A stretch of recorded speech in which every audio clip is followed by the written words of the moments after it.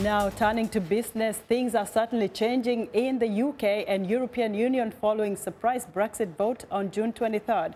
With an update on how global markets are adjusting post-referendum is Jill Malandrino, our business correspondent in New York. Hello, Jill. Hey, Esther. So global markets have made stunning moves since the Brexit vote. We're off to a rough start this week as risk on assets like stocks and crude oil are being sold off, with investors rotating into defense, safe haven related assets such as gold, which hit a fresh 28-month high this morning. Although the S&P 500 reversed 23 points to the upside following the European close at 11 Eastern. So you can see how crazy these moves are.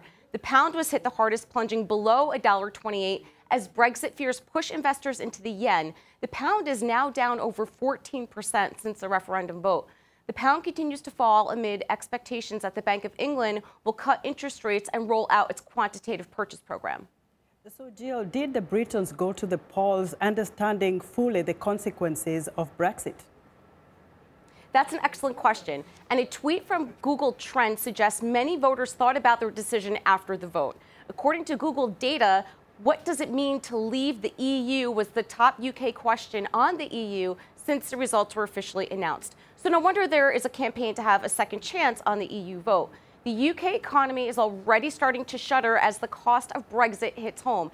Investors are rushing to redeem their money in real estate funds. In fact, 3 funds put a freeze on withdrawals, and analysts are concerned there could be a sharp reduction in investment spending, a hit to the commercial property market, and most likely a slowdown in consumer spending in the UK. So, Jill, are you beginning to see the Brexit impact on the African markets and trade? No, not yet. South Africa has the closest ties to the UK, and its central bank deputy governor said today that the impact of Brexit on South Africa's direct trade link with the UK are expected to be minimal, but the country will be indirectly impacted by heightened market volatility, like we're seeing with global markets. But NKC African Economics made an excellent point in a recent published report. While Brexit has added to volatile global risk sentiment, we continue to view systemic risk from China as the singular most salient source of external risk to Africa's economy. And that makes perfect sense as China continues to ramp up investment extensively in Africa. Jill, we'll look at how the markets do in Africa in the coming weeks. Thank you so much.